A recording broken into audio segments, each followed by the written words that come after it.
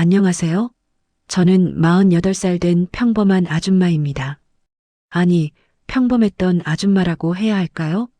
요즘 제 주변 사람들이 저를 보는 눈빛이 예전과는 완전히 달라졌거든요. 왜 그런지는 이야기 끝까지 들으시면 아실 겁니다. 저는 26살에 결혼해서 22년을 한 남자의 아내로, 시댁의 며느리로, 아이들의 엄마로만 살았어요. 제 이름보다는 누구네 엄마, 누구네 며느리라는 호칭이 더 익숙할 정도였죠. 저희 남편은 대기업 다니는 평범한 직장인이었어요. 연봉이 엄청나게 높은 것도 아니었지만 그렇다고 부족한 것도 아니었죠. 결혼 초반에는 둘이 알콩달콩 살았어요. 작은 투룸 빌라에서 시작했는데 저는 그게 정말 행복했거든요. 남편이 퇴근하면 제가 만든 저녁 먹고 소파에 나란히 앉아서 드라마 보고 주말이면 근처 공원 산책하고 그런 평범한 일상이 좋았어요. 그런데 결혼하고 1년쯤 지났을 때 시어머니가 갑자기 이런 말씀을 하시는 거예요. 수진아, 너 이제 애 낳아야지. 우리 아들이 외동이잖니. 빨리 대를 이어야지. 저는 그때 27살이었고 아직 둘만의 시간을 더 보내고 싶었거든요. 그래서 조심스럽게 말씀드렸죠. 어머님, 저희 좀 더 준비하고 싶어요. 아직 신혼인데. 그랬더니 시어머니 얼굴이 굳어지시더라고요. 뭐?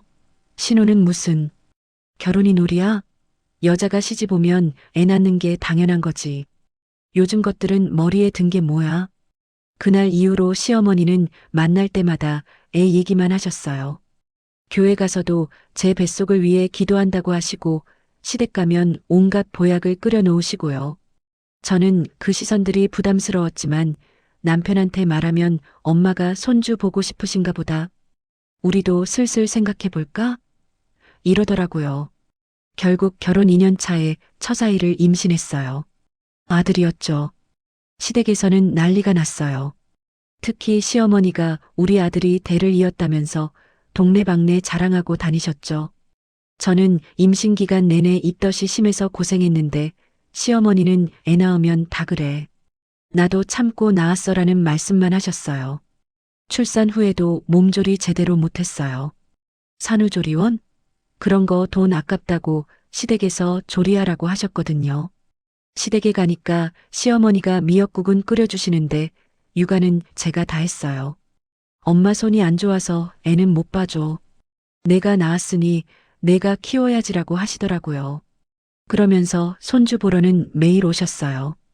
애를 안고 사진 찍고 SNS에 올리고 그러시는 동안 저는 옆에서 수유하느라 정신이 없었죠.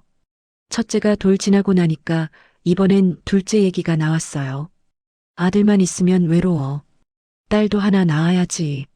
저는 아직 첫째 키우느라 정신이 없었거든요.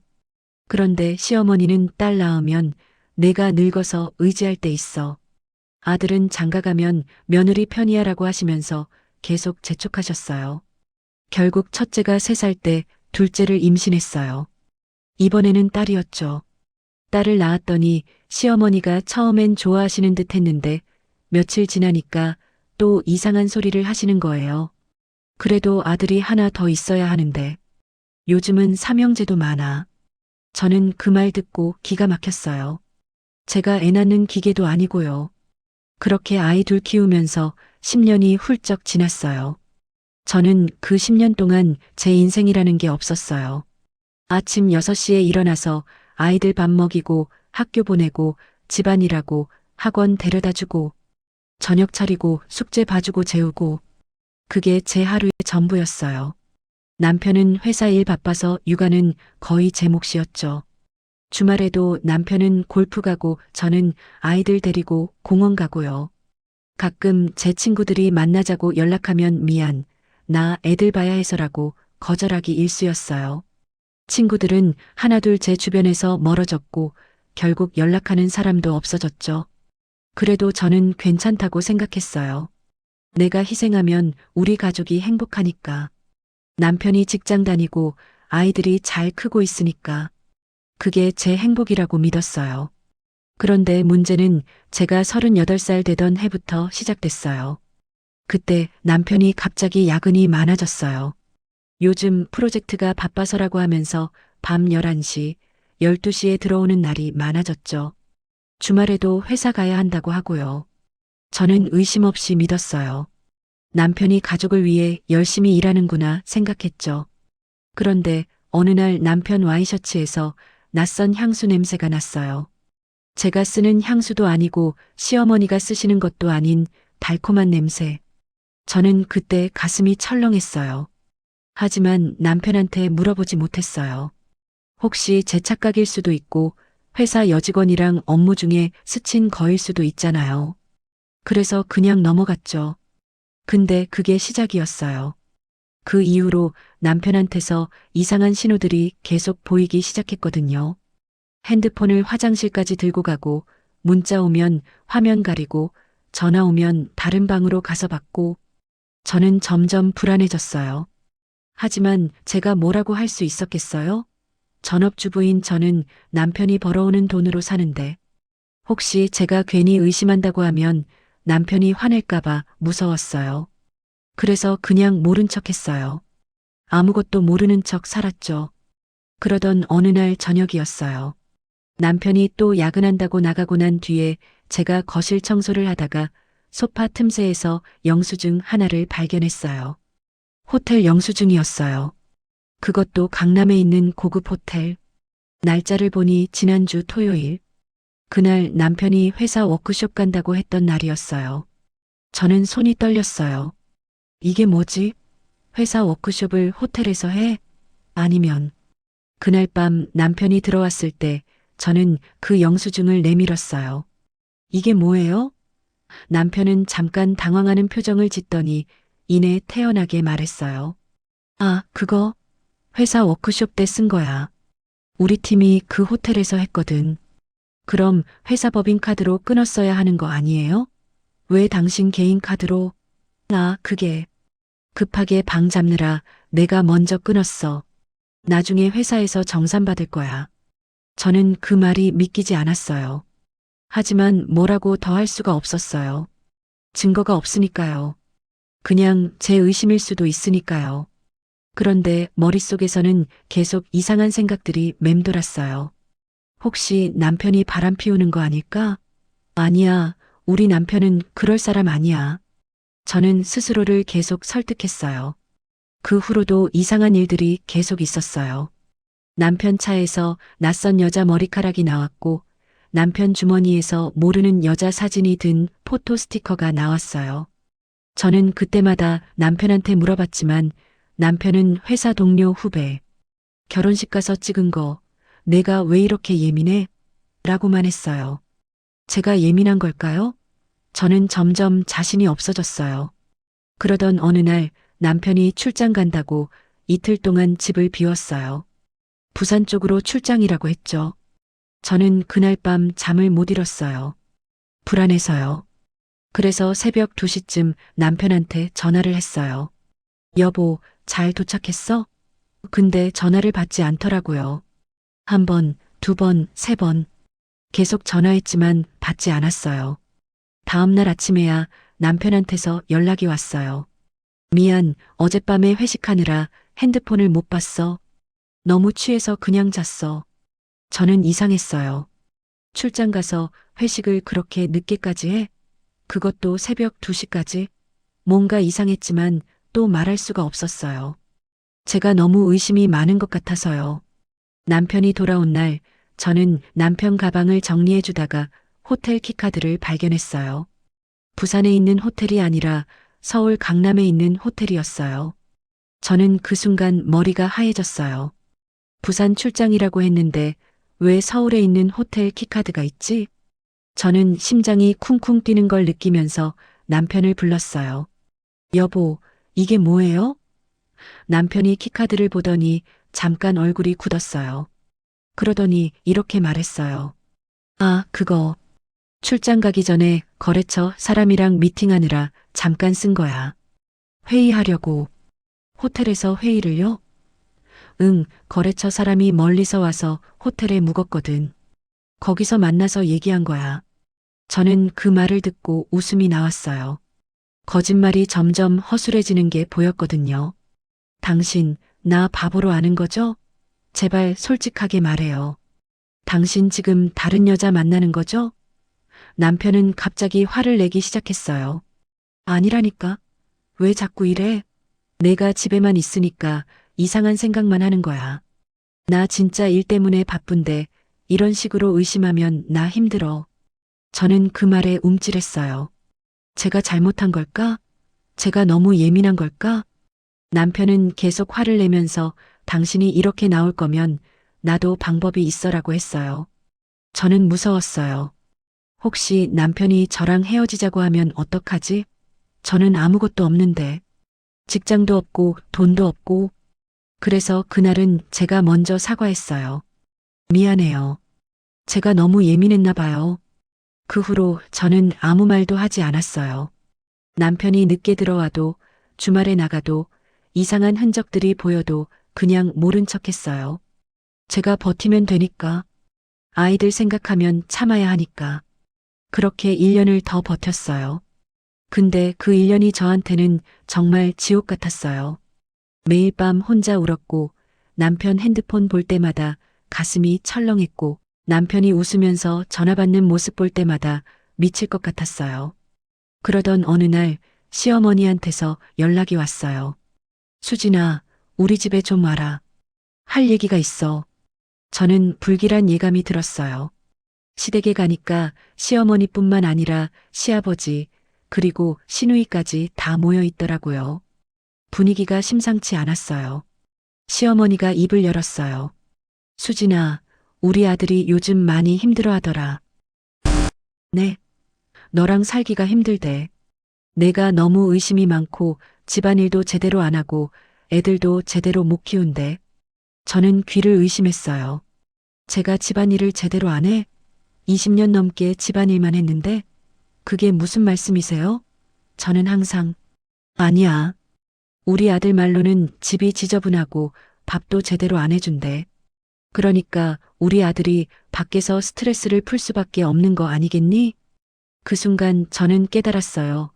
남편이 시댁에 저에 대해 거짓말을 한 거예요. 자기가 바람피운 걸 정당화하려고요. 시어머니는 계속 말을 이었어요. 그래서 말인데, 수진아. 우리 아들이 이혼하고 싶대. 너도 알겠지만 우리 아들한테 너는 이제 짐이야. 아이들은 우리가 키울 테니까 너는 그냥 나가. 저는 믿을 수가 없었어요. 22년을 한 집안의 며느리로, 한 남자의 아내로 살았는데, 이제 와서 짐이라고? 나가라고? 저는 떨리는 목소리로 물었어요. 그럼, 제가 나가면 어디 가라는 거예요? 저는 돈도 없고 직장도 없는데요. 시어머니가 차갑게 말했어요. 그건 내가 알아서 할 일이지. 우리가 왜 신경 써? 내가 20년 동안 우리 집에서 얹혀 살았으면 됐지. 이제 그만 나가. 시아버지도 거들었어요. 우리 아들이 내 인생 다 책임져 줬잖아. 이제 그만 떨어져라. 시누이도 한마디 했어요. 언니, 오빠가 요즘 정말 힘들어해요. 언니가 좀 양보해주면 안 돼요? 저는 그 자리에 앉아서 웃음이 났어요. 제가 양보를 안 했나요? 22년 동안 제 인생을 다 포기하고 살았는데요. 제 꿈도, 제 친구들도, 제 시간도 다 포기하고 오직 이 집안을 위해 살았는데요. 저는 시어머니를 똑바로 쳐다봤어요. 어머님, 그럼 재산 분할은 어떻게 하실 건가요? 저도 22년 동안 이 집안을 위해 일했으니까. 당연히 제 몫이 있죠? 시어머니가 코웃음을 쳤어요. 재산 분할? 내가 뭘 했다고? 집에서 밥이나 하고 애나 키우고. 그게 무슨 일이야? 우리 아들이 돈 벌어온 건데 내가 무슨 권리로?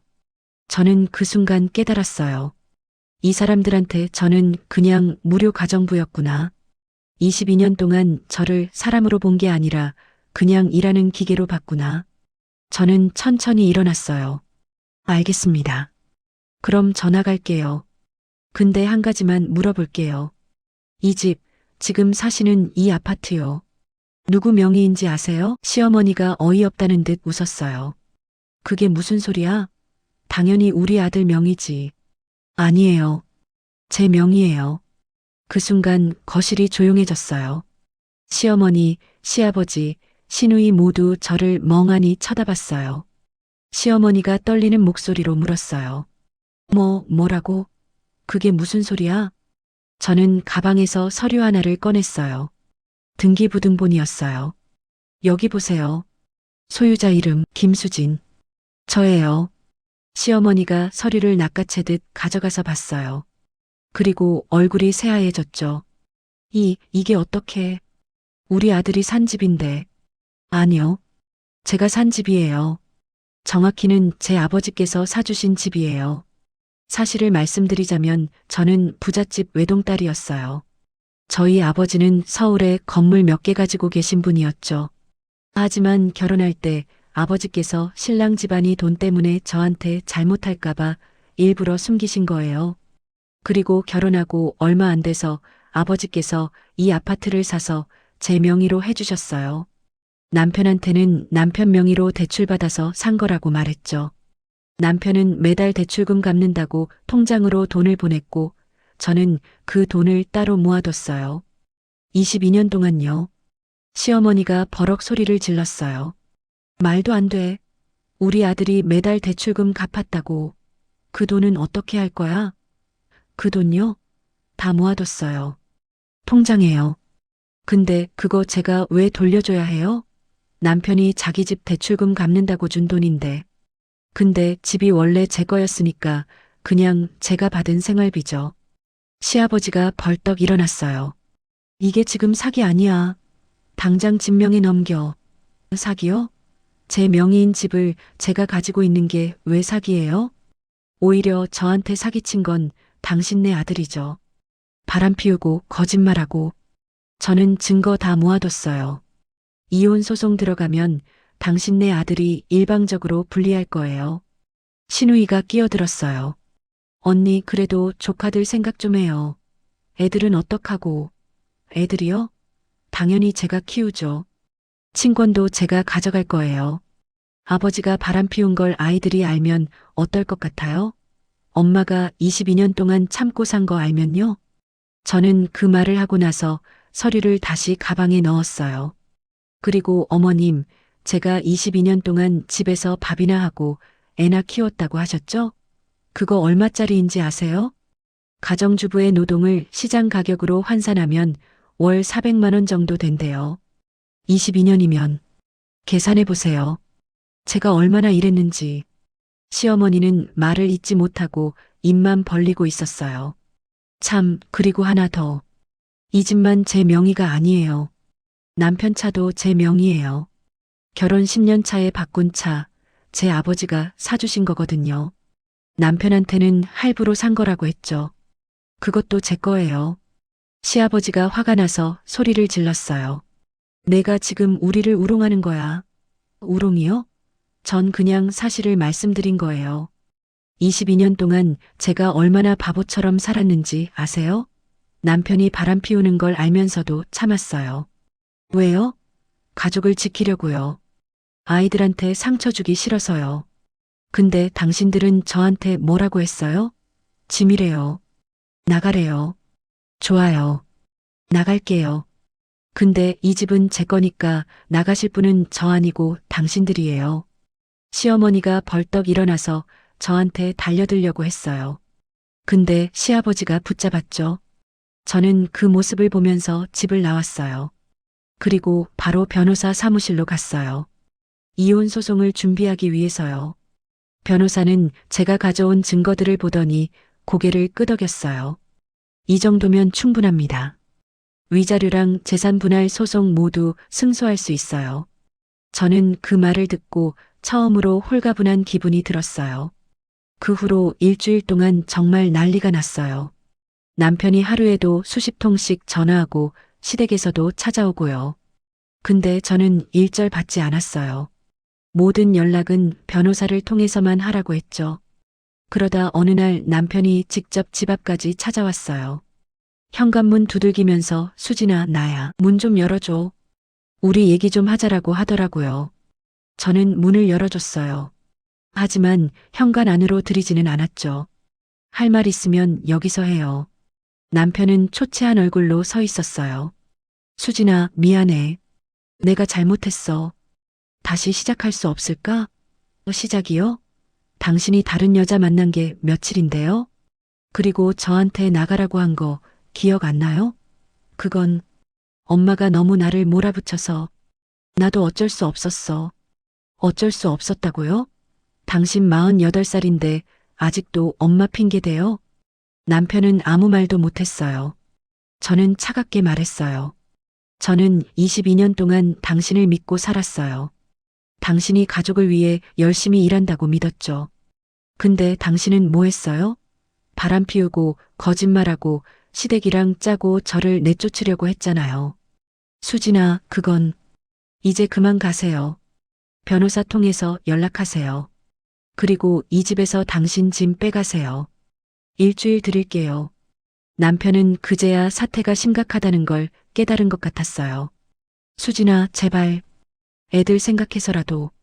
애들 생각은 당신이 할 일이 아니에요. 애들은 제가 키울 거예요. 당신은 그냥 양육비나 제대로 주세요. 저는 그 말만 하고 문을 닫았어요. 남편이 밖에서 한참을 울먹이며 애원했지만 저는 더 이상 들어주지 않았어요.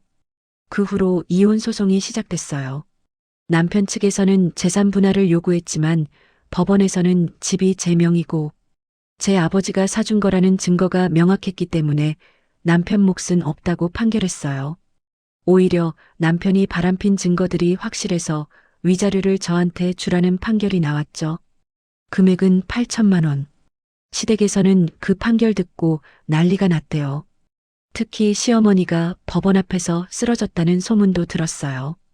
하지만 저는 딱히 마음이 움직이지 않았어요. 22년 동안 참아왔던 게 한순간에 터진 거였죠.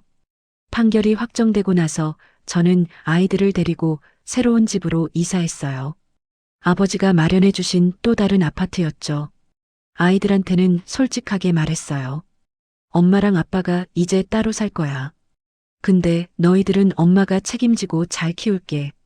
아이들은 처음에는 충격을 받았지만 시간이 지나면서 받아들이더라고요. 특히 큰아들이 이렇게 말했어요. 엄마, 사실 나 아빠가 다른 여자 만나는 거 알고 있었어. 미안해. 엄마한테 말 못해서. 저는 그 말을 듣고 울컥했어요. 애들도 다 알고 있었구나. 얼마나 힘들었을까. 저는 아들을 꼭 안아줬어요. 괜찮아. 이제 우리 세 식구 행복하게 살자. 그 후로 1년이 지났어요. 저는 지금 작은 카페를 운영하고 있어요. 아버지가 갖고 계신 건물 1층에 자리를 내주셔서 임대료 걱정 없이 시작할 수 있었죠. 카페 이름은 수진의 쉼터예요. 저처럼 힘들었던 시간을 보낸 사람들이 와서 쉬어갈 수 있는 공간을 만들고 싶었거든요. 아이들은 학교 끝나면 카페로 와서 숙제하고 제가 만든 간식 먹고 해요. 저는 이제 제 시간을 가질 수 있게 됐어요. 아침에 일어나서 제가 하고 싶은 일을 하고, 제가 만나고 싶은 사람들을 만나고, 제가 가고 싶은 곳에 가요. 가끔 예전 친구들이 카페에 놀러 와요. 수진아, 너 완전 딴 사람 됐다. 표정이 훨씬 밝아졌어. 친구들 말대로 저는 많이 변했어요. 22년 동안 억눌려 살았던 제가 이제는 자유로워진 거죠. 물론 가끔은 힘들 때도 있어요. 혼자 아이들 키우는 게 쉬운 일은 아니니까요. 하지만 남편이랑 살 때보다는 훨씬 행복해요. 요즘 시댁에서 가끔 연락이 온대요. 특히 시어머니가 손주들 보고 싶다고. 하지만 저는 일절 연락을 받지 않아요. 아이들한테도 할머니 만나고 싶으면 만나라고 하는데 아이들도 별로 만나고 싶어 하지 않더라고요. 특히 큰아들이 엄마를 그렇게 대했는데 내가 왜 할머니를 만나야 해? 라고 하더라고요. 제 아들이 참 대견했어요. 전 남편은 요즘 혼자 원룸에서 산대요. 바람 피운 그 여자한테도 차였다고 하더라고요. 위자료 8천만 원 주느라 빚까지 졌다는 소문도 들었어요. 솔직히 제 마음은 하나도 안 움직여요. 자업자득이죠.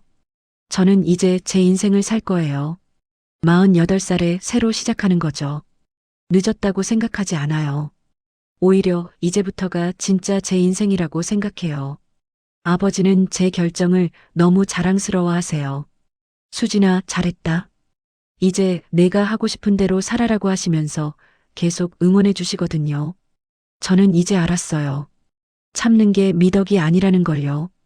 때로는 당당하게 맞서야 한다는 걸요. 그리고 제 가치를 스스로 지켜야 한다는 걸요. 22년 동안 저는 제 자신을 잃고 살았어요. 남의 며느리, 남의 아내, 아이들의 엄마로만 살았죠. 하지만 이제는 김수진으로 살 거예요. 저 자신으로요. 여러분도 혹시 저처럼 힘든 시간을 보내고 계신다면 용기 내세요. 참는 게 답이 아니에요. 당신의 가치를 스스로 지키세요. 그리고 당신의 인생을 살아가세요. 너무 늦은 나이는 없어요. 언제든 새로 시작할 수 있어요. 저처럼요. 제 긴 이야기를 끝까지 들어주셔서 감사합니다. 여러분 모두 행복하세요.